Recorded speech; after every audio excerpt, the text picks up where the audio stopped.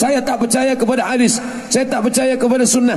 Kalau kamu tak percaya kepada hadis, tak percaya kepada sunnah, bagaimana solat zuhur 4 rakaat? Apa ada dalam Al-Quran itu? Ya ayyuhalladzina amanu sallu zuhra 4 rakaatin adaan makmuman lillahi ta'ala.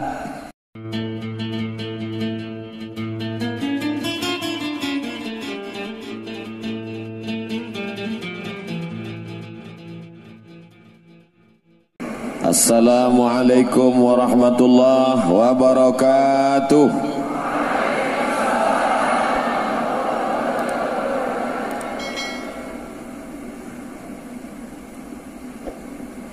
Anak raja pergi menyelam menangkap ikan. Dari bunyi sambutan salam nampaknya belum makan. Saya sebenarnya tak nak berpantun, tapi dalam tradisi Melayu bila ada pantun mesti dijawab. Untuk mengambil syarat itu saja sebenarnya. Anak raja memakai katun, katun dipakai di kayu arah. Saya tak lagi berpantun, sudah dibawa pengacara. Yang sama-sama kita hormati dan insya-Allah dimuliakan Allah Subhanahu wa taala, Rektor College University Islam Selangor beserta para timbalan, dekan, pensyarah, pelajar-pelajar. Tak dapat saya sebut satu persatu, yang besar tak dihimbau gelar, yang kecil tak disebut nama. Insya-Allah kita semua dimuliakan Allah Subhanahu wa taala. Amin ya rabbal alamin. Malam ini tajuk kita adalah sunnah, pengamalan dan cabaran di tengah masyarakat. Pertama saya ingin nak jelaskan makna sunnah dulu. Sunnah artinya kebiasaan. Jadi kalau ada seorang selepas makan dia merokok, selepas makan dia mengisap rokok, selepas makan dia hidupkan rokok, maka merokok selepas makan itu sunnah. Kita belum masuk lagi sunnah Nabi, bukan sunnah Nabi. Sunnah siapa? Sunnah dia lah. Sunnah. Ada seorang perempuan, bila dia nak pergi ada jemputan, dia pakai lipstick. Bila dia nak pergi walimah, dia pakai lipstick. Maka memakai lipstick itu sunnah, tapi bukan sunnah Nabi, kebiasaan. Oleh sebab itu orang menterjemahkan sunnah dalam bahasa Inggris adalah tradition, tradisi, kebiasaan. Adapun yang dimaksud dengan sunnah Nabi Muhammad sallallahu alaihi wasallam ada 5. Ma udhifa ila Nabi sallallahu alaihi wasallam min qaulin aw fi'lin aw taqririn aw sifati khalqiyatin wa khuluqiyatin min ba'di bi'satihi ila wafatihi sallallahu alaihi wasallam. Ma udhifa ila Nabi sallallahu alaihi wasallam min qaulin aw fi'lin aw taqririn aw sifati khalqiyatin wa khuluqiyatin min ba'di bi'satihi ila wafatihi sallallahu alaihi wasallam. Kita akan jelaskan 5. Sunnah pula dalam hadis dikatakan man sanna fil islami sunnatan hasanatan falahu ajruha wa wizru man fawalahu ajruha wa ajru man amila biha min ba'dih. Jadi sunnah ini ada 2. Yang baik-baik sunnah hasanah, yang tak baik sunnah sayyi'ah, maka disebut dengan sunnah. Makanya ada namanya Fakulti Usuluddin Jabatan Quran Sunnah. Di Jakarta ada namanya Darus Sunnah. Dar rumah, sunnah tempat belajar sunnah. Rumah tempat belajar sunnah disebut dengan Darus Sunnah. Tapi tempat saya belajar di Maghribi dulu, di Rabat, namanya Darul Hadis. Apa beza hadis dengan sunnah? Hadis baharu, lawan daripada baharu qadim. Untuk membezakan mana yang qadim, mana yang baharu, yang qadim itu Quran. Sedangkan penjelasannya dari hadis Nabi, wa anzalna ilaika dzikra, aku turunkan kepadamu az-dzikra Al-Quran, litubayyina linnas. Penjelasan isi Al-Quran itu, itulah dia hadis. Sunnah Rasulullah SAW. Maka disebut ini kitab hadis, ini kitab sunnah. Setengah ada yang mengatakan hadis muradif dengan sunnah. Hadis sunnah, sunnah hadis sama saja. Tapi ada pula yang membezakan. Hadis itu apa? Sejak mula Nabi lahir hingga meninggal. Sedangkan sunnah sejak Nabi dapat wahyu hingga meninggal. Kalau begitu lebih luas hadis daripada sunnah. Bagi yang membezakan, di antara yang membezakan itu adalah Syekh Malibari. Di mana letak sunnah-sunnah ini? Sunnah berada di kepala sahabat, sebab mereka melihat Nabi SAW. Mereka hidup bersama Nabi, mereka perang bersama Nabi, mereka menengok gigi Nabi patah, mereka menyaksikan bagaimana Nabi berwudu. Hadis tentang wudu diriwayatkan oleh Sayyidina Utsman ibnu Affan. Dia masukkan tangannya, dia bagi tahu bagaimana cara berwudu. Beginilah aku menengok, memandang, melihat Nabi Muhammad sallallahu alaihi wasallam. Lalu kemudian hadis-hadis ini ditulis sejak masa zaman Nabi Muhammad sallallahu alaihi wasallam. Ada seorang sahabat namanya Amr bin As. Amr bin As punya anak namanya Abdullah bin Amr bin As radhiyallahu anhuma. Apa kata Abdullah bin Amr bin As? Aku orang paling banyak menghafaz hadis Nabi sallallahu alaihi wasallam. Dan itu diakui oleh Sayyidina Abu Hurairah radhiyallahu anhu. Kata Abu Hurairah, aku banyak menghafaz hadis, tapi Abdullah bin Amr bin As lebih banyak lagi. Kenapa? Li'annahu yaktub wa ana la aktub. Karena Abdullah bin Amr bin As menulis, sedangkan Abu Hurairah tidak menulis. Dulu manakala Abdullah bin Amr bin As menulis hadis-hadis Nabi Muhammad sallallahu alaihi wasallam, orang-orang Arab berkata, "Mengapa engkau tulis? Nabi Muhammad itu kan manusia biasa. Semua yang keluar dari mulutnya dia akan marah, dia akan diam, dia akan menangis. Kenapa engkau tulis?" Maka datanglah Sayyidina Abdullah bin Amr bin As menghadap Nabi Muhammad sallallahu alaihi wasallam, "Ya Rasulullah, bolehkah aku menulis?" Apa kata Nabi SAW? "Uktub, tulis. Wallahi ma kharaja minhu illa haq." Tidak ada yang keluar dari mulutku ini kecuali hak. Yang keluar dari mulutku ini adalah benar. Itulah makna ayat Al-Quran. A'udzubillahi minasyaitonir rajim. Wa ma yantiqu 'anil hawa in huwa illa wahyun yuha. Jadi kalau ada yang mengatakan, saya tidak percaya kepada hadis, saya tak percaya kepada sunnah, kerana hadis baru ada dalam kitab Sahih Al-Bukhari. Imam Muhammad bin Ismail bin Ibrahim bin Mughirah bin Bardizbah Al-Bukhari meninggal tahun 256. Maknanya dia hidup 2 abad setengah selepas Nabi Muhammad SAW. Mana hadis selama 2 abad setengah itu?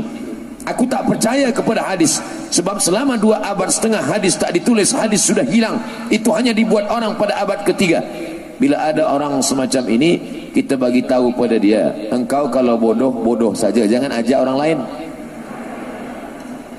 Hadis sudah ditulis pada zaman Nabi Muhammad sallallahu alaihi wasallam. Manakala tahun ke-8 Hijrah, Nabi datang ke kota Makkah Al-Mukarramah membawa 10.000 pasukan dipimpin oleh panglima perang bernama Sa'ad bin Ubadah. Ketika itu datang seorang lelaki dari Yaman namanya Abu Syah. Apa kata Nabi? Uktubu li Abi Syah, tuliskan hadis untuk Abu Syah supaya boleh dia bawa nanti ke Yaman. Itu menunjukkan pada zaman Nabi sudah ditulis. Tapi ada yang mengatakan hadis tak boleh ditulis. Nabi sendiri berkata, la taktubu anni ghairal Quran, wa man kataba anni ghairal Quran falyamhuh. Jangan tulis selain daripada Quran. Siapa yang menulis selain Quran maka hapuslah. Tak boleh menulis hadis. Fahami dengan baik. Kenapa dia izinkan pada Abdullah bin Amr bin As? Kenapa dia suruh tulis untuk Abu Syah? Kenapa tiba-tiba dia mengatakan tak boleh menulis? Maka ulama mengkaji. Rupanya Nabi melarang menulis hadis 1 safhah, 1 page, 1 muka surat bersatu antara hadis dengan Al-Quran. Khaufal iltibas, khawatir bercampur aduk bagi yang tidak hafaz mana hadis, mana Quran, mana ayat, mana sunnah. Tak boleh dia membezakan. Maka kata Nabi, kalau khaufal iltibas, takut bercampur aduk, jangan tulis. Siapa yang menulis hadis dalam ayat Quran, hapus. Tapi bagi siapa yang aman daripada iltibas, silakan menulis. Itu yang disampaikan oleh para ulama. Maka kita hari ini tinggal membaca saja. Saya tak percaya kepada hadis, saya tak percaya kepada sunnah. Kalau kamu tak percaya kepada hadis, tak percaya kepada sunnah, bagaimana solat zuhur 4 rakaat? Apa ada dalam Al-Quran itu, ya ayyuhalladzina amanu sallu zuhra 4 rakaatin adaan ma'muman lillahi ta'ala? Mana ada? Apa ada dalam Quran itu tawaf 7 putaran diawali dari Hajar Aswad? Apa ada dalam ayat Al-Quran itu membayar zakat kambing 40 ekor kambing, maka bayarkan 1 kambing, 5 ekor onta, bayarkan 1 kambing? Mana ada? Lalu di mana penjelasan? Wa aqimus shalah alladzina yuqimuna shalah, aqimis shalah. Bagaimana cara salat? Sallu kama raaitumuni usalli. Salatlah kamu bagaimana aku salat. Adapun ayat Al-Quran berkata wa atimul hajja, sempurnakan haji wal umrata, ibadah umrah lillah. Bagaimana cara melaksanakan haji dan umrah? Penjelasannya dalam hadis, khudhu anni manasikakum, ambillah manasik cara ibadah haji dan umrah daripada aku. Oleh sebab itu, orang yang ingkar sunnah, ingkar hadis, sesungguhnya mereka adalah ingkar Al-Quran. Kenapa demikian? Karena Al-Quran sendiri menyuruh mengambil hadis. Wa ma'atakumur rasulu fakhudhuh. Apa yang dibawa oleh Rasul SAW, ambillah. Apa yang dibawa Nabi, sunnah. Wa ma'nahakum anhu fantahu. Apa yang dilarang oleh Rasulullah, tinggalkan. Wa anzalna ilaika dzikra. Nama dia Al-Quran, nama dia Al-Furqan, nama dia Al-Kitab, nama dia Al-Dzikra. Inna nahnu nazzalna dzikra wa inna lahu lahafizun. Kami yang menurunkan ini kepada kamu. Maka Allah yang menurunkan Al-Quran litubayyina linnas. Setelah kami turunkan Al-Quran, engkau menjelaskan isi-isinya. Datanglah sahabat bertanya, yas'alunaka 'anil khamri wal maisir, yas'alunaka 'anil yatama, yas'alunaka madza yunfiqun, yas'alunaka 'anil ahillah, yas'alunaka 'anil mahid, wa idza sa'alaka 'ibadi anni fa inni qarib. Ada dialog antara Nabi dengan sahabat. Nabi menjelaskan. Dari mana kita tahu hadis tentang cara mandi kalau bukan hadis riwayat Aisyah? Bagaimana kita tahu cara Nabi berwudu kalau bukan salah satunya hadis Sayyidina Sayyidina Utsman bin Affan? Bagaimana kita tahu cara Nabi beribadah salat kalau bukan dari hadis-hadis yang disusun oleh para ulama? Begitulah mereka melihat. Bahkan bagaimana cara Nabi melaksanakan ibadah-ibadah tertentu itu diriwayatkan oleh para sahabat. Dari sahabat ke tabi'in, dari tabi'in ke tabi'in, dari tabi'in kepada imam mazhab, sampailah kepada yang menulis kutubus sittah. Senang saja menghafaz 2 sahih 4 sunan, 2 sahih 4 sunan, 2 sahih Sahih Bukhari, Sahih Muslim, 4 sunan. Mudah cara menghafaznya. Awal Abu, ujung Ibnu, Abu Daud, Ibnu Majah. Antara Abu Daud dan Ibnu Majah, Nasai dan Tirmidzi. Sebab nampaknya simpel saja, tapi kita mesti ajarkan pada penuntut-penuntut, pelajar-pelajar, mahasiswa-mahasiswi kita bagaimana cara menghafaznya. 2 sahih 4 sunan, Sahih Bukhari, Sahih Muslim, 4 sunan, yang awal Abu, yang akhir Ibnu, Abu Daud, Ibnu Majah, Sunan Nasai, Sunan Tirmidzi. Kenapa mereka menulis ini semua? Bermimpilah Imam Al-Bukhari pada suatu malam. Dalam mimpi itu nampak dia sedang memukulkan kipas kepada lalat. Nampaknya lalat dia pukulkan. Dia pukul lalat dengan kipas. Lalu dia tanya kepada gurunya, wahai tuan guru, ya, aku bermimpi. Apa yang kau lihat dalam mimpimu? Aku melihat aku sedang memandang, aku menghalau lalat. Kata guru dia, engkau sedang membersihkan hadis-hadis Rasulullah SAW daripada hadis-hadis palsu. Dari mana kita tahu hadis ini palsu? Maka yang mengasaskan pertama kali syarat rukun hadis sahih disusun oleh Imam Al-Bukhari. Tapi Imam Bukhari tak ada berkata ini syarat hadis sahih, tak ada. Ulama-ulama yang menyusun belakangan, ittisalus sanad. Apa itu hadis sahih? Mattasala sanaduhu biriwayatil adlid dhabit anil adlid dhabit ila muntahahu wa salima minas syuzuz wal ilal. Hadis sahih adalah syarat pertama ittisalus sanad. Sanadnya mesti bersambung. Yang kedua adalah rawi, rawinya mesti adil. Yang ketiga dhabtur rawi, rawinya mesti punya ingatan yang kuat. Yang keempat, salamatun minas syuzuz, tak boleh ada syaz. Apa itu syaz? Mukhalafatu thiqah liman huwa awthaq minhu. Ada rawi yang thiqah, tapi ada rawi yang lebih thiqah, tak boleh mukhalafah. Kalau dia mukhalafah maka dia syaz. Yang keenam, yang kelima, minal illah, tak boleh ada illat. Sababun khafiyun yaqdah fi sihhatil hadis. Ada sebab kecil saja, begitulah telitinya mereka. Hari ini bila penuntut menulis makalah, lalu kemudian dia presentasikan di depan kawan-kawan dia di kelas. Hari ini saya sedang menjelaskan tentang Sayyidina. Sayyidina itu boleh diucapkan karena Nabi sendiri mengatakan, hadza sayyiduna a'taqa sayyidana. Ini datang Sayyidina Abu Bakar yang membebaskan daripada budak hamba sahaya Sayyidina Bilal.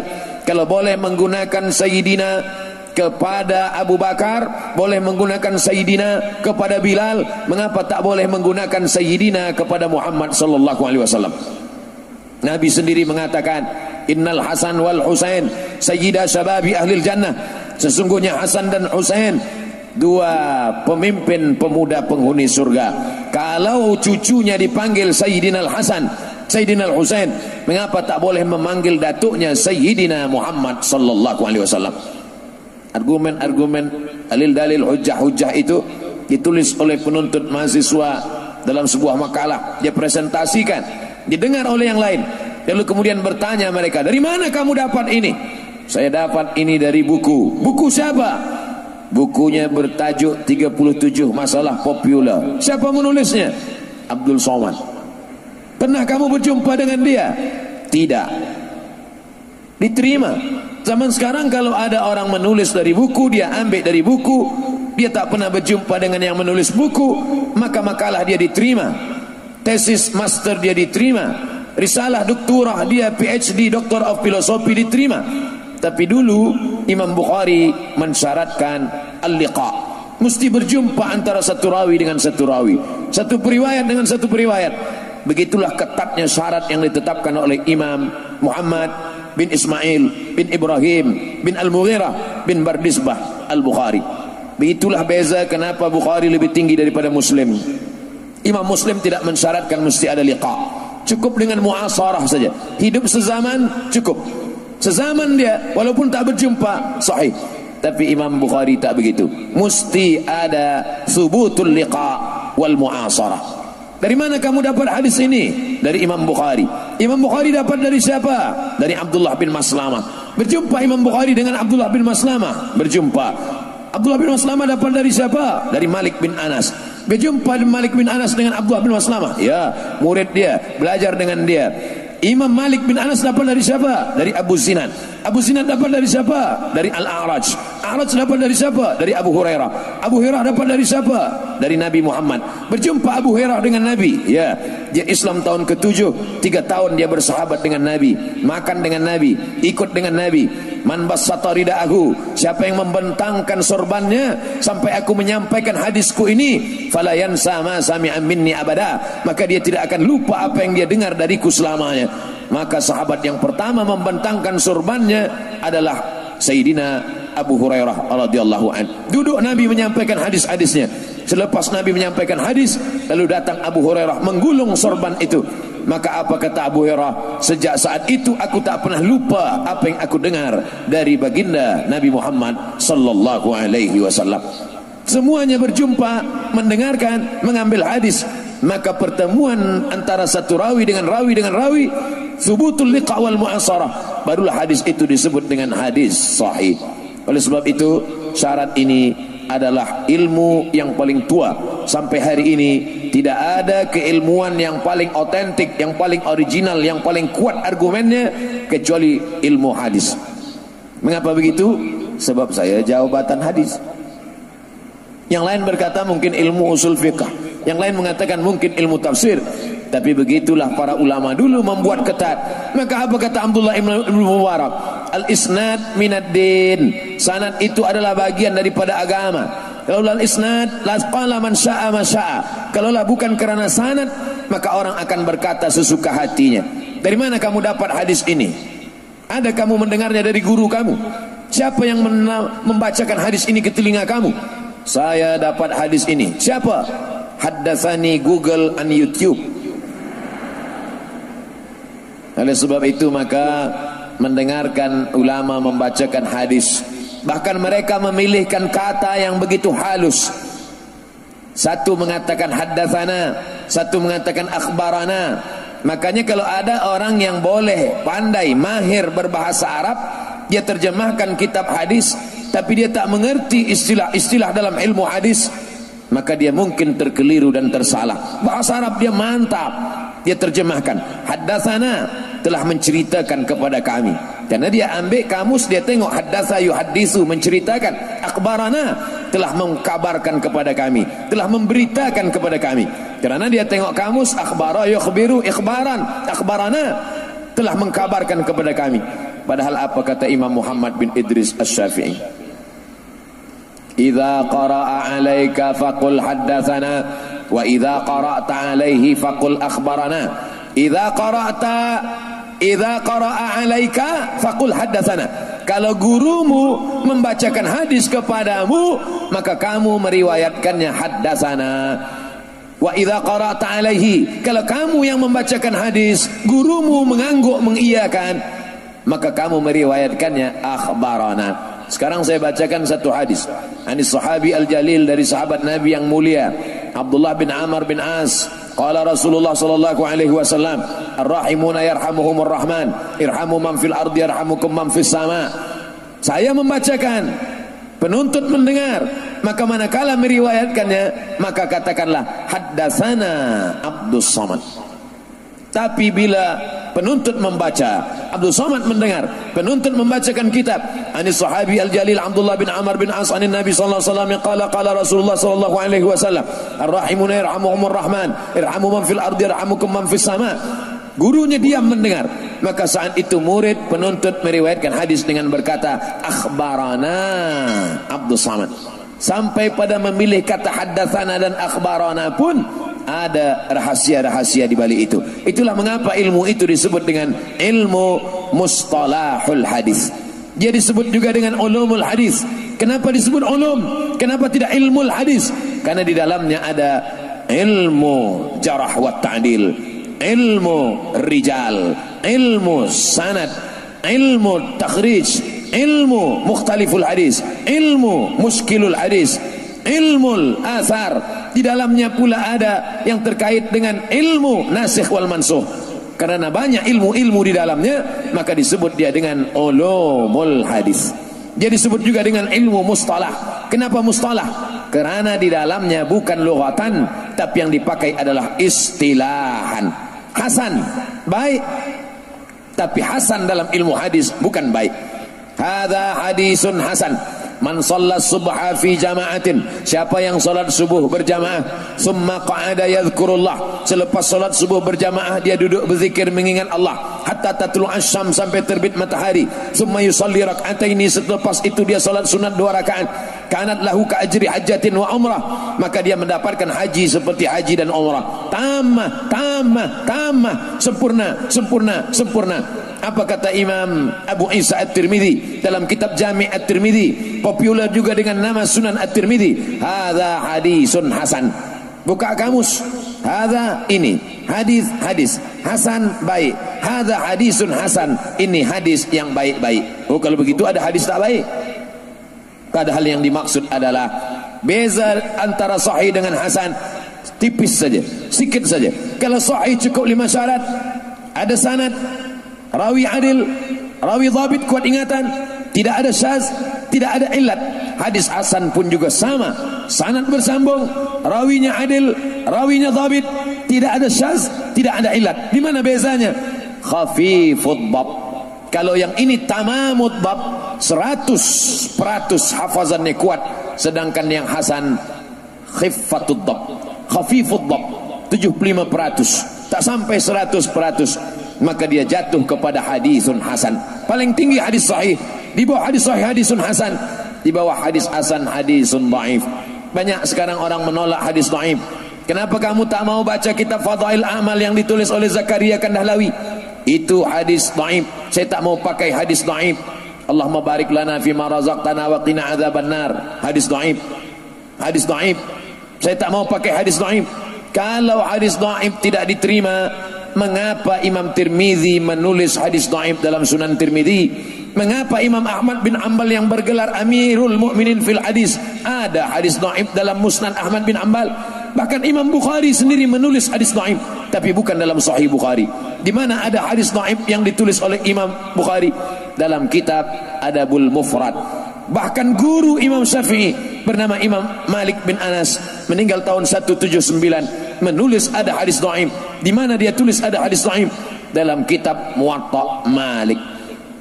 Apa maknanya? Hadis dhaif boleh diamalkan. Bahkan kata Imam An-Nawawi, ajma'al ulama ala jawazil amal bil hadis dhaif. Sepakat ijma' ulama boleh mengamalkan hadis dhaif, tapi tentu bersyarat. Apa syarat-syarat boleh mengamalkan hadis dhaif? Disebutkan oleh Imam Al-Hafiz Jalaluddin Abdurrahman As-Suyuti dalam kitabnya Tadribur Rawi, Syarah Taqrib An-Nawawi. Imam Nawawi ada menulis kitab Taqrib, tapi rasanya kitab Taqrib ini susah difahami oleh orang awam. Maka datanglah Imam An-Nawawi mensyarah kitab ini. Maka dia tulis Tadribur Rawi, Syarah Taqrib An-Nawawi. Apa kata Imam Jalaluddin Abdurrahman As-Suyuti, meninggal tahun 911 Hijrah. Kata dia syarat boleh mengamalkan hadis dhaif mesti ada 5 syarat. Yang pertama, hadis dhaif itu bukan dalam masalah akidah, sifat Allah, surga dan neraka, tentang masalah hari kiamat, tentang masalah tauhid, tentang masalah akidah Ahlussunnah wal Jamaah. Yang kedua, hadis dhaif itu bukan dalam masalah hukum halal haram makruh mubah, li isbatil halal wal haram, bukan sebagai hujjah dalil halal dan haram. Yang ketiga, dia masih bernaung di bawah hadis sahih. Yang keempat, tidak ada periwayatnya yang kadzab. Karena kalau ada periwayatnya rawinya kadzab, maka hadis itu bukan dhaif tapi hadis maudhu'. Yang kelima, fadail amal, motivasi memberikan fadail amal. Utlubil ilma walau bisin, tuntutlah ilmu walau ke negeri Cina. Datanglah seorang mubaligh, seorang ustaz memberikan tazkirah di masjid. Assalamualaikum warahmatullahi wabarakatuh. Para jamaah sekalian, mari kita kirim anak-anak kita untuk menuntut ilmu fi sabilillah, kerana Nabi pernah bersabda, utlubil ilma walau bisin, tuntutlah ilmu walau ke negeri Cina. Datang seorang penuntut tegak, wahai ustaz, itu hadis dhaif, tak boleh diamalkan. Hadis dhaif tetap boleh diamalkan karena dia tidak dalam masalah akidah, dia bukan dalam masalah menetapkan halal haram, tidak ada periwayatnya yang kadzab, dan dia pula untuk fadail amal, memotivasi amal. Utlubil ilma walau bisin, tuntutlah ilmu walau ke negeri Cina, boleh disampaikan, tapi disebutkan ini hadis dhaif tapi untuk fadail amal. Dulu kita disuruh menuntut sampai ke negeri Cina, sekarang tak perlu lagi sebab Cina dah datang. Sahabat-sahabat kita, saya banyak berkawan-kawan dengan sahabat-sahabat, kawan-kawan kita, banyak yang boleh kita ambil. Oleh sebab itu, al-hikmatu dhallatul mu'min, al-hikmatu dhallatul mu'min, hikmah itu milik orang beriman. Aina wajadaha fahuwa ahaqqu biha.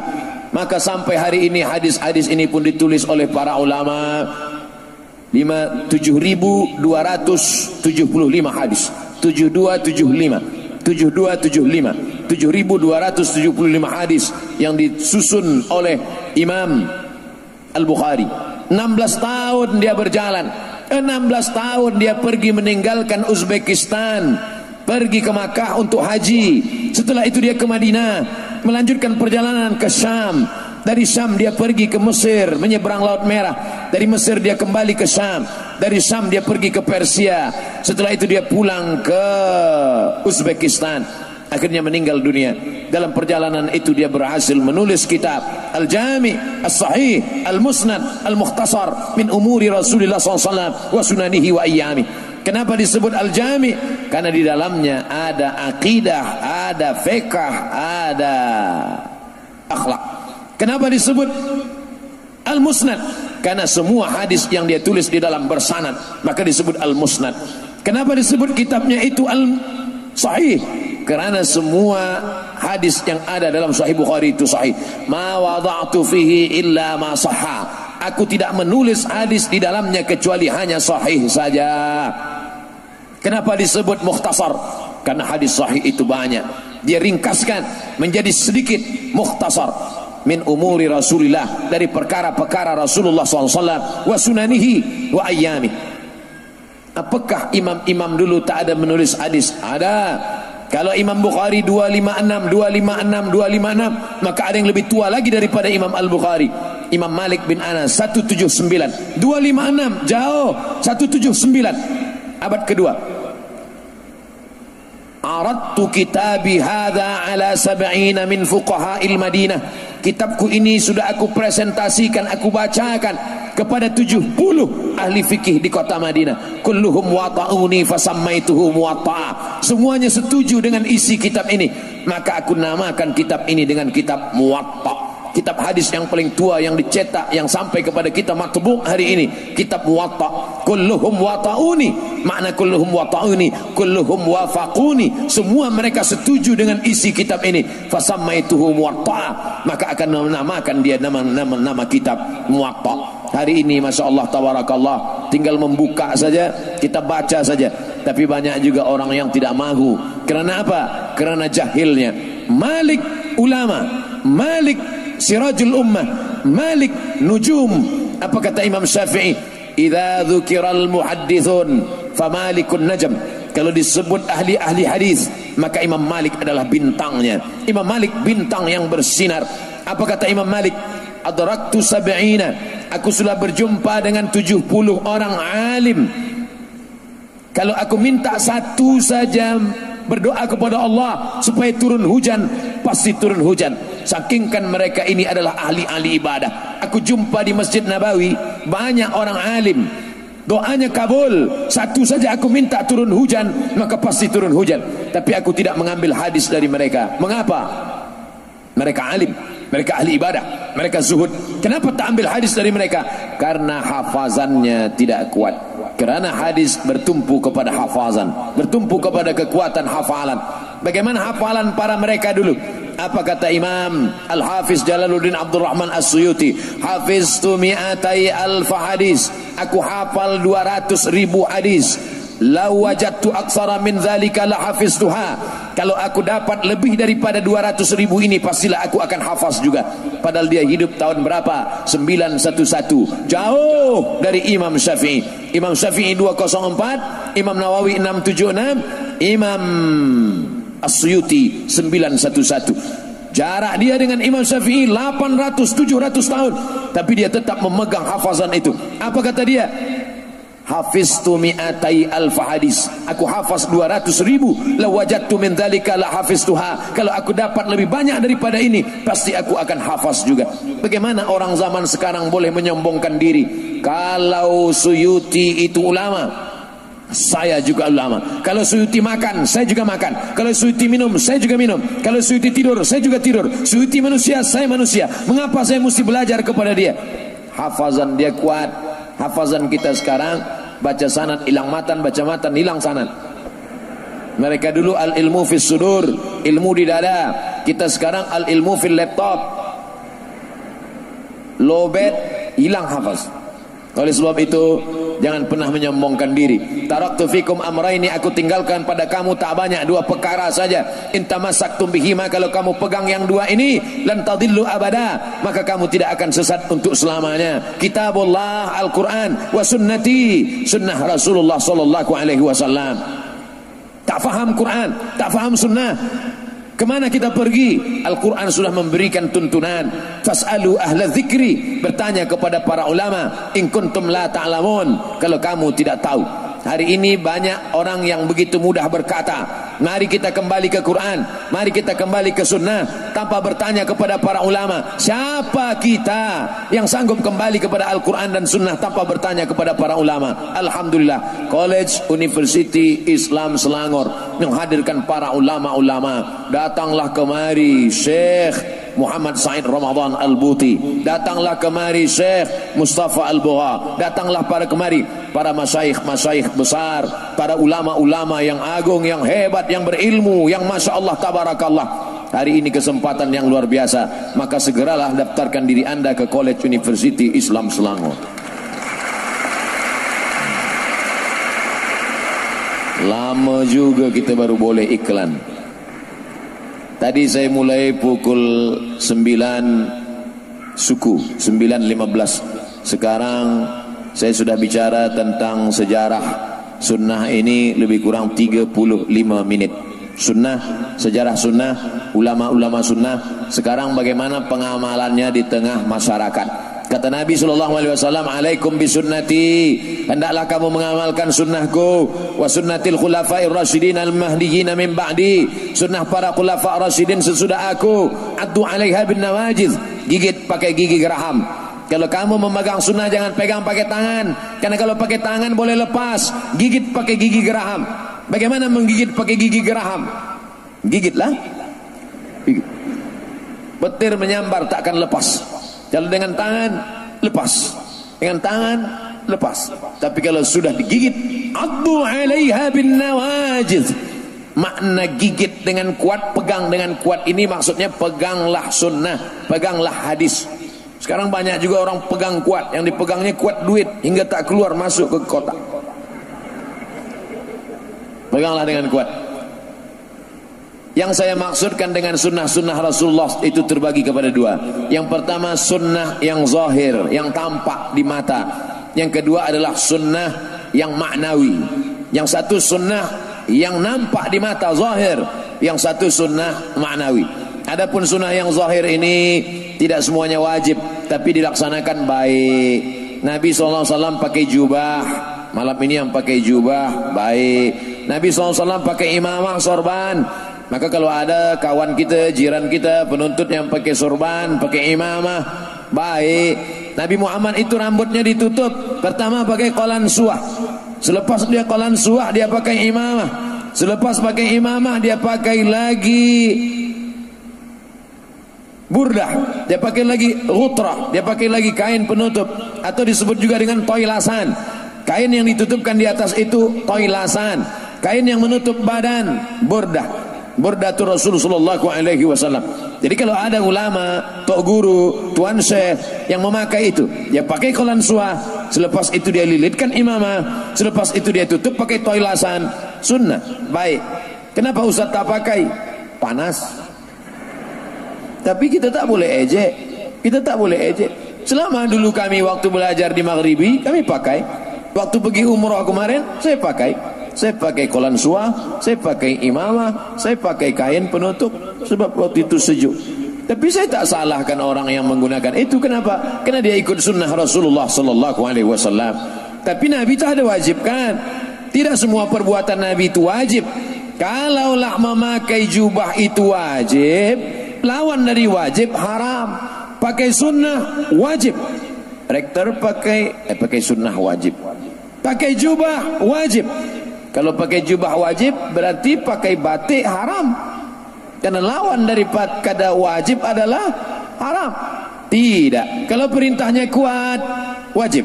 Kalau perintahnya tak kuat, sunat. Kalau larangannya kuat, haram. Kalau tak kuat, makruh. Tak suruh, tak dilarang, mubah. Saya ulang sekali lagi. Perintahnya kuat, wajib. Tak kuat, sunat. Larangannya kuat, haram. Tak kuat, makruh. Tak disuruh, tak dilarang, mubah. 5 kotak ini jangan kita ubah-ubah. Itu sudah ditetapkan ulama. Yang hendak pakai imamah, baik. Yang hendak pakai toilasan, baik. Yang hendak pakai jubah, baik. Yang hendak pakai burdah, baik. Tapi mewajibkannya, maka kita sudah mukhalif. Oleh sebab itu apa? Ini semua adalah memahami sunnah-sunnah Rasulullah sallallahu alaihi wasallam. Jangan kita berkelahi gara-gara ini. Kita berkelahi hanya kerana pakaian, nanti orang sudah masuk melalui perkelahian kita. Kata Nabi sallallahu alaihi wasallam, sawus sufuf, luruskan saf. Saf kita mesti lurus, sebab kalau ada saf kita yang renggang, ada saf kita yang jarang, di situ musuh akan masuk. Filosofi lurusnya saf sebelum salat maknanya apa? Luruskan saf, kata Nabi. Jangan ada konflik pertikaian. Kalau ada ikhtilaf kita selesaikan. La tanaza'u, jangan berkelahi. Fatafshalu, kalau kamu berkelahi pasti kamu akan gagal. Kalau sudah gagal, wa tadhhaba rihukum, kamu akan kehilangan semangat. Kalau sudah kehilangan semangat, maka Islam akan jatuh. Di mana kita bisa membezakan mana hadis Nabi yang sunnat, mana hadis Nabi yang wajib, mana hadis Nabi yang fardu, mana hadis Nabi yang sunat muakkad? Ini hadisnya sama. Sahih Bukhari, Sahih Muslim, Sunan Tirmidzi, Sunan Nasai, Sunan Abi Daud, Sunan Ibnu Majah. Dari mana kita boleh membezakan? Ini hadisnya wajib, ini hadisnya fardu, ini hadisnya sunat muakkad, ini hadisnya sunat, ini hadisnya rukun, ini hadisnya maka mempelajari ilmu usul fiqh. Kalau orang hanya belajar hadis saja, tidak memahami mendalam ilmu usul fiqh, maka dia tidak tahu membezakan mana taqyidul am, mana takhsisul am, mana taqyidul mutlaq, mana hadis yang am, mana hadis yang khas, mana taqyidul takhsisul am, mana taqyidul mutlaq, mana yang muqayyad, mana yang mutlaq. Apa kata Imam Ahmad bin Hanbal?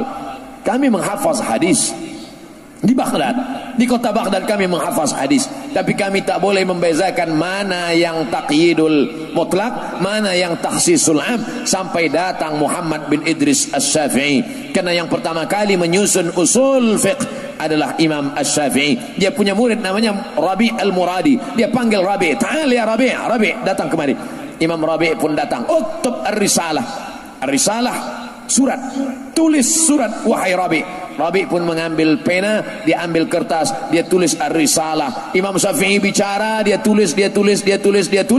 Maka jadilah satu kitab. Itulah dia kitab ar-risalah, kitab usul fiqh yang paling tua di dunia. Ar-risalah dari mulut Imam Syafi'i ditulis oleh Imam Rabi' Al-Muradi. 300 muka surat.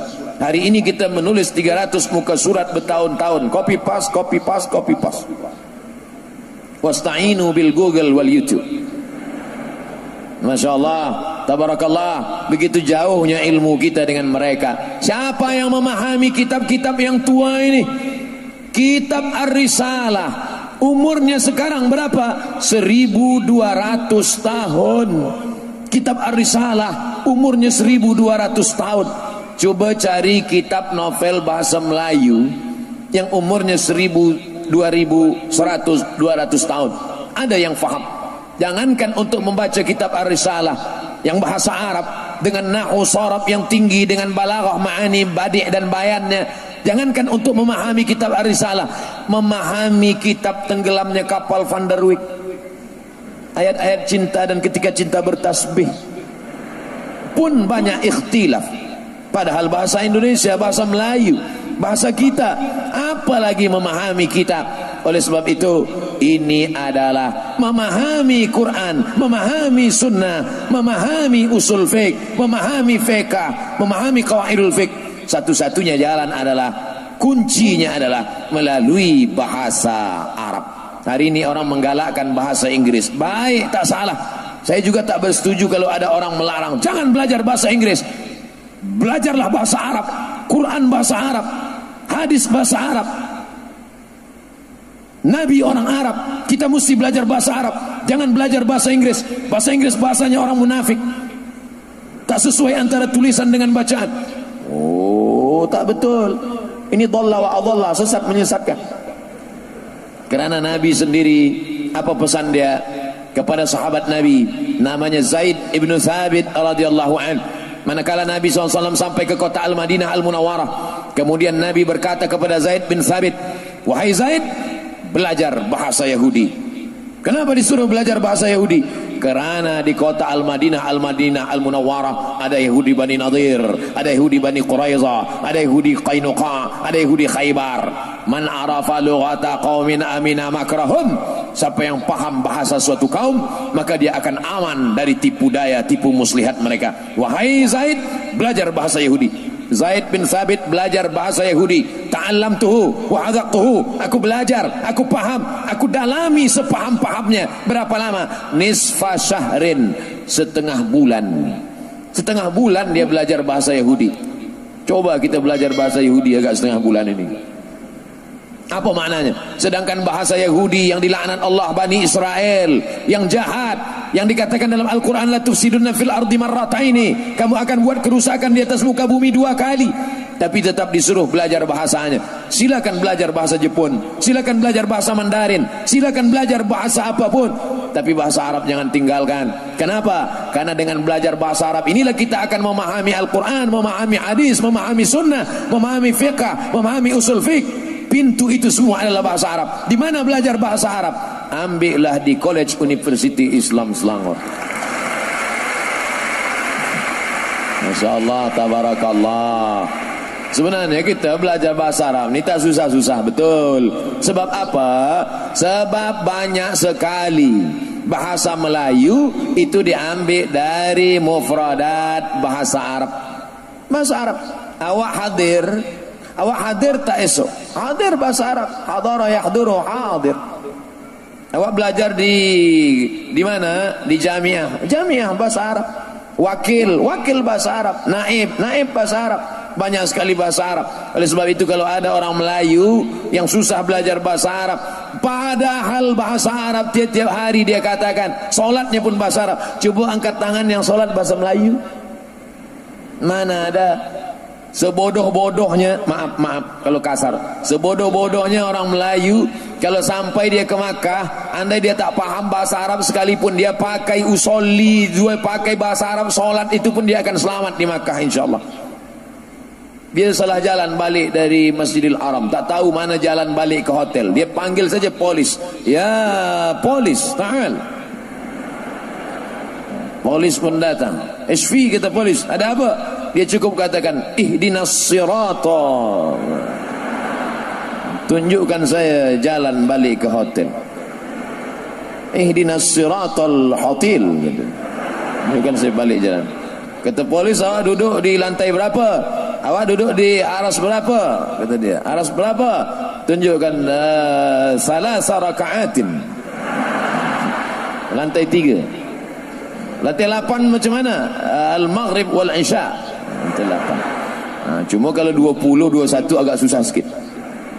Baliklah ke bahasa sahabat kita, 21.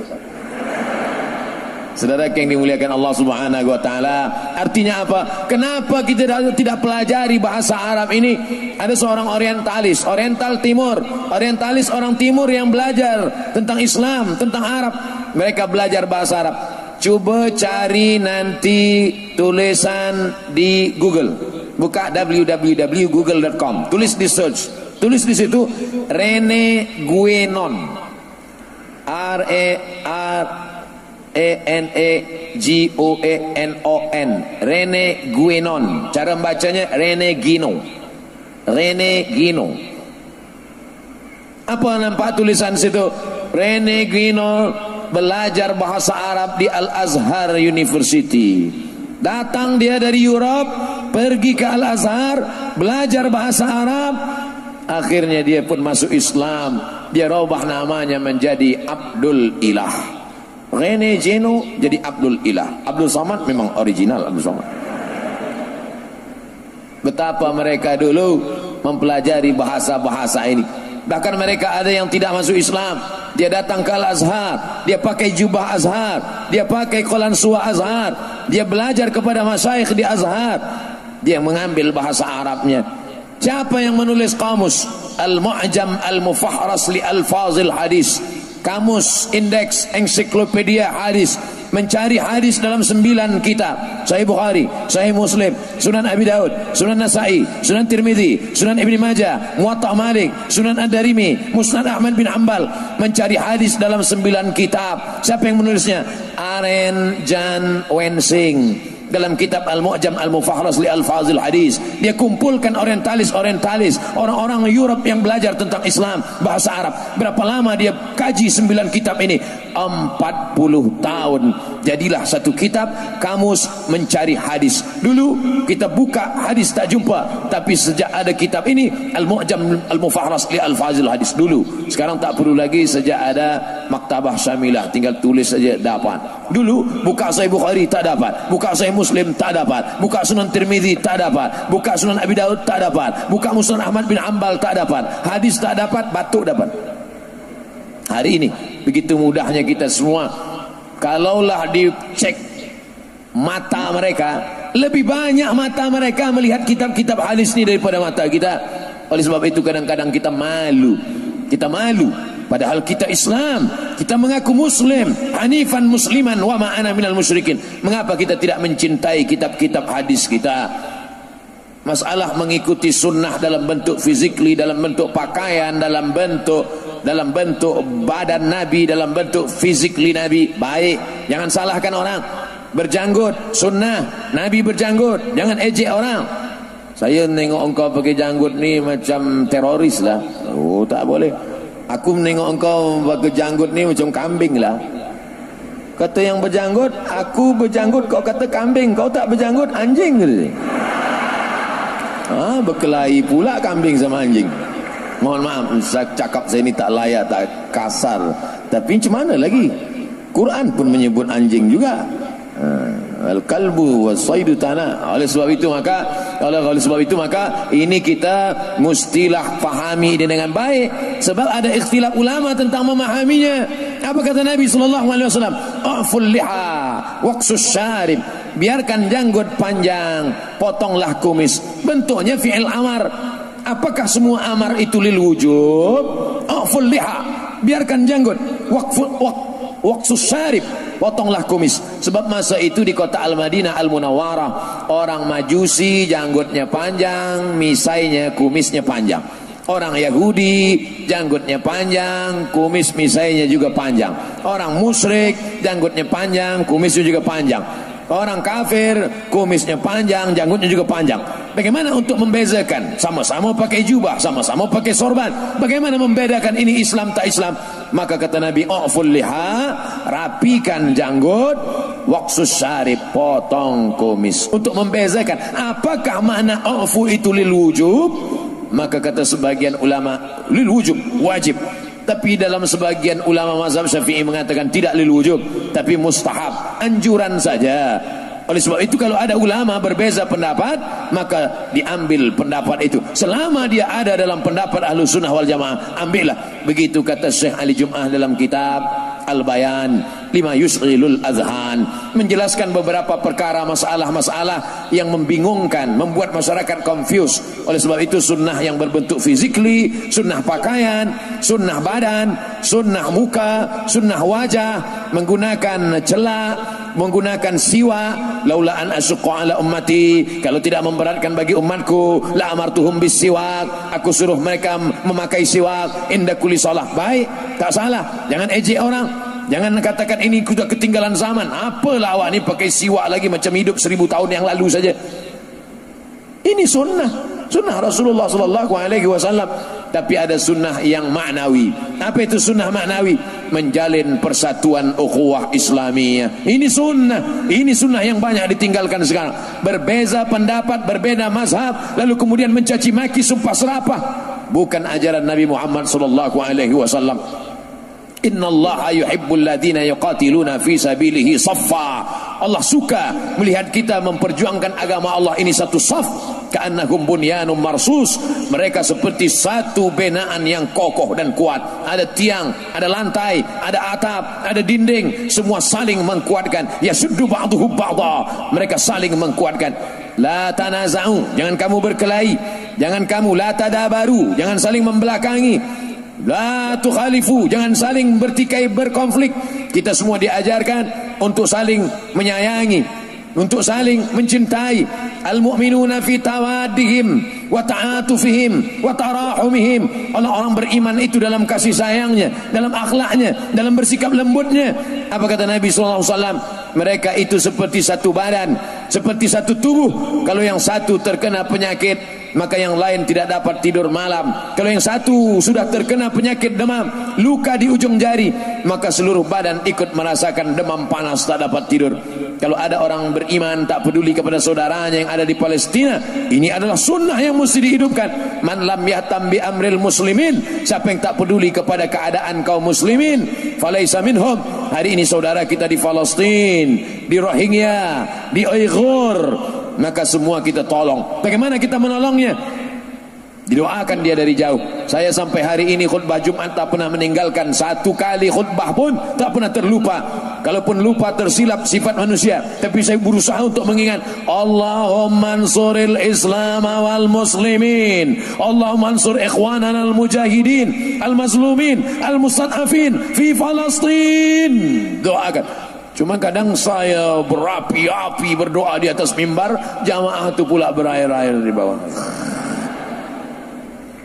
Ini tantangan luar biasa, membangkitkan semangat berjamaah. Alaikum bil jamaah, hendaklah kamu berjamaah. Iyyakum wal furqah, jangan sampai kamu berpecah belah, kata Nabi sallallahu alaihi wasallam.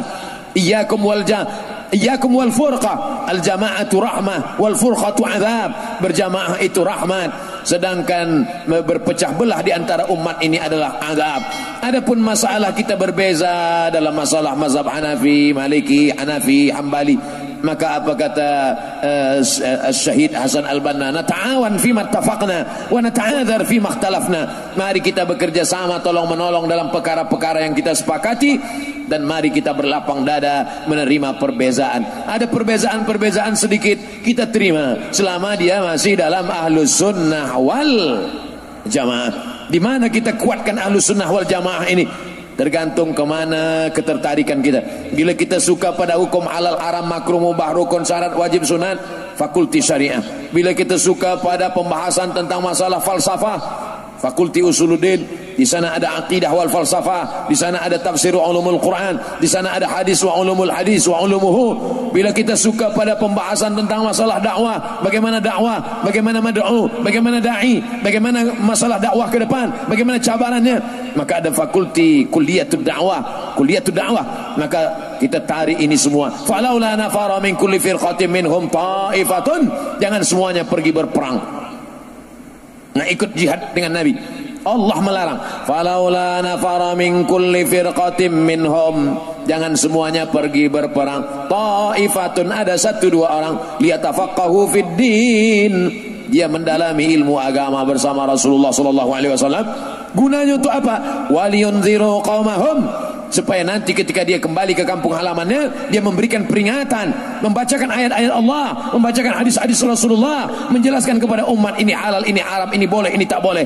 Untuk apa? La'allahum yahdharun, mudah-mudahan umat ini menjadi umat yang takut kepada Allah Subhanahu wa taala. Kuntum khaira ummah, kamu akan menjadi umat yang terbaik kata Allah, ukhrijat linnas, umat yang paling baik yang pernah dikeluarkan di atas muka bumi ini, di hadapan manusia. Inilah dia umat-umat yang paling baik. Syaratnya apa? 3. Ta'muruna bil ma'ruf, ajak orang buat baik, wa tanhauna 'anil munkar, larang orang daripada perbuatan mungkar, wa tu'minuna billah, beriman kepada Allah Subhanahu wa taala, mengajak berbuat baik, melarang dari perbuatan mungkar, sunnah.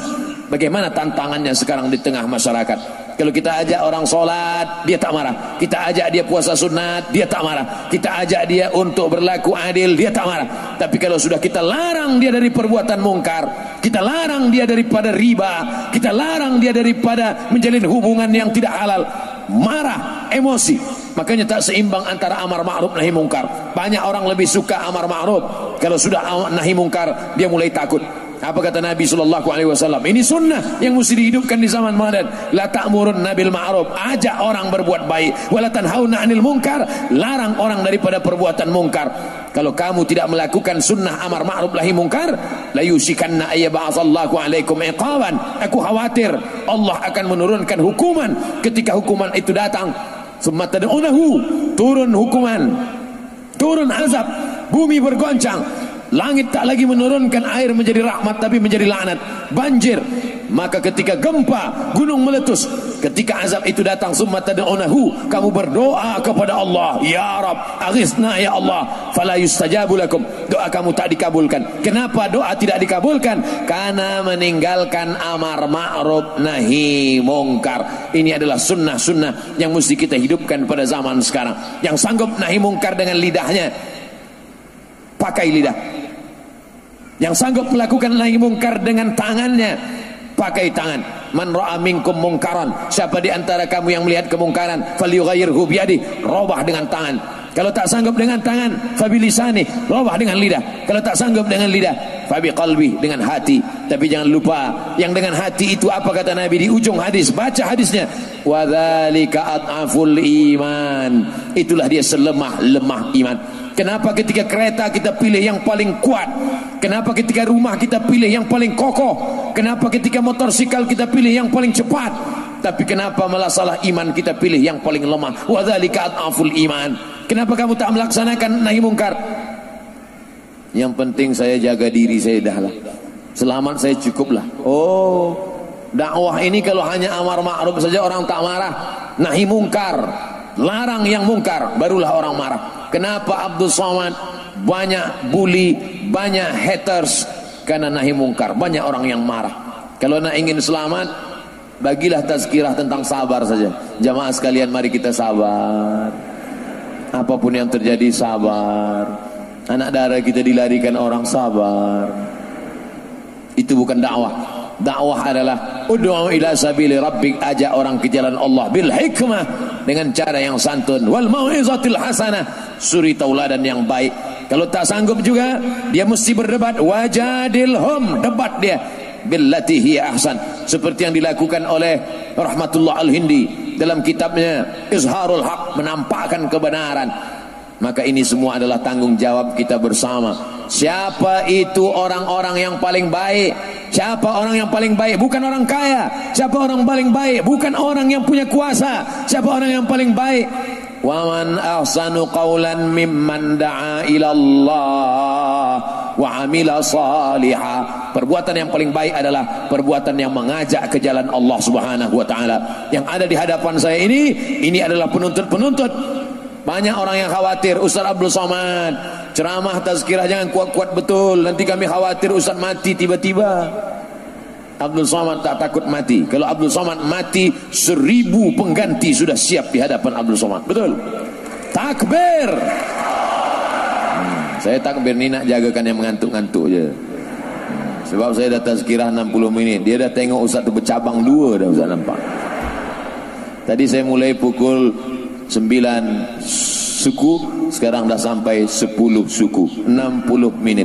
Rupanya kalau kita bicara di depan orang-orang berilmu yang hatinya bersih, 1 jam ni tak terasa rupanya. Masya Allah.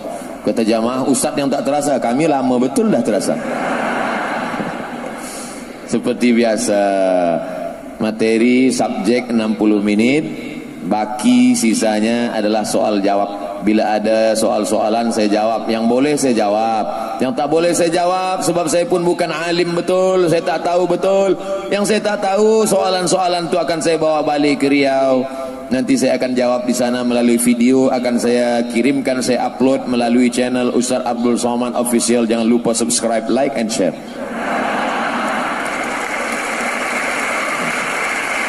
Masya Allah, tabarakallah. Senang berada di depan pemuda-pemuda. Kenapa Ustaz Somad semangat betul malam ini? Semangat betul malam ini. Saya semangat malam ini sebab saya di depan para pemuda belia-belia. Sesuai lah. Kalau di depan tu orang-orang tua, kita pun slow juga. Pakcik-pakcik, marilah kita ingat mati. Tapi kalau depannya anak muda, maka kita bangkit, nahi mungkar. Takkan kita bicara depan orang tua, semua dah tua-tua semua, kita ajak nahi mungkar. Sila-sila dia terkejut, mati pula. Itu namanya fiqhul waqi, sesuaikan dengan situasi dan kondisi keadaan. Nah, jadi rupanya kita menyampaikan ayat-ayat Allah, hadis-hadis Rasulullah ini juga tergantung. Kalau yang di hadapan kita ini pemuda-pemuda, kita pun ikut bersemangat. Mudah-mudahan semangat kita ini tetap ada sampai hari kiamat insyaAllah. Mana boleh sampai hari kiamat, kita mati. Penerus-penerus kita. Idza waqa'at 'ala ahadikumul qiyamah, kalau kamu sudah mau mati, sakit, sudah mau mati, wa fi yadihi fasilah, di tanganmu ada anak kurma, falyughrisha, tanamkan anak kurma. Tanamkan anak kurma. Supaya apa? Kalau anak kurma sudah kau tanam, kau mati, matilah. Sebab anak kurma akan besar menjadi pokok kurma. Ada orang musafir bernaung di bawah pokoknya. Ada orang lapar, dia petik buahnya. Allahumma laka sumtu wa bika amantu ala rizqika tuhtu bi rahmatika, dia makan. Punya siapa? Kita wakafkan di jalan Allah Subhanahu wa taala. Tuan yang punya anak, wakafkan. Anakku yang satu ini aku wakafkan di jalan Allah. Fakulti Usuluddin, fakulti Syariah, fakulti Bahasa Arab, fakulti Lughah Arabiyah, Kuliatul Lughah Arabiyah, Kuliatul Da'wah, Kuliatul Syariah. Ini akan menolong aku di hadapan Allah Subhanahu wa taala. Setuju atau tak setuju? Kuliatul Tarbiyah, Kuliatul Syariah, Kuliatul Usuluddin, Kuliatul Da'wah, Kuliatul Lughah Arabiyah. Masukkan dia. Register sebelum tarikh berikut ini. Itulah yang akan menolong di hadapan Allah Subhanahu wa taala. Banyak sekarang orang takut memasukkan anak-anaknya ke sekolah agama. Anak saya doktor medikal, anak saya lawyer, anak saya businessman. Betul, tak salah. Tapi aku akan dapat dia menolong di hadapan Allah Subhanahu wa taala. 3 anak masuk ke bilik ICU, tak tak dapat berbuat apa-apa. Yang satu hanya menengok ayah terbaring macam menengok kucing. Yang satu lagi pula hanya menangis saja, ayah. Yang satu lagi pula mengambil handphone, dia ambil gambar, ayah aku sakit. Datang kawan dia komen, amin amin amin amin amin. Apa? Tak ada satu pun yang mentalkinkan ke telinga. Dia tak tahu. Dia tak tahu bagaimana caranya. Mengatur ekonomik dia hebat, tapi mengatur jenazah dia tak pandai. Oleh sebab itu maka ini agama. Kalau Allah ingin baik pada seorang hamba, dia dalamkan ilmu agamanya. May yuridillahu bihi khairan. Kalau Allah ingin orang ini baik, yufaqihu fiddin. Allah dalamkan ilmu agamanya. Makanya doa Nabi kepada Sayyidina Abdullah ibnu Abbas radhiyallahu anhuma, apa kata Nabi? Allahumma faqihu fiddin wa 'allimhu ta'wil. Dalamkan ilmu agamanya, ajarkan dia pemahaman yang benar tentang Quran dan Sunnah. InsyaAllah alumni daripada kuis ini akan menjadi orang-orang yang dalam agamanya, dan mereka inilah yang akan melaksanakan amar ma'ruf nahi mungkar, sehingga negeri ini akan tetap menjadi negeri baldatun thayyibatun wa rabbun ghafur.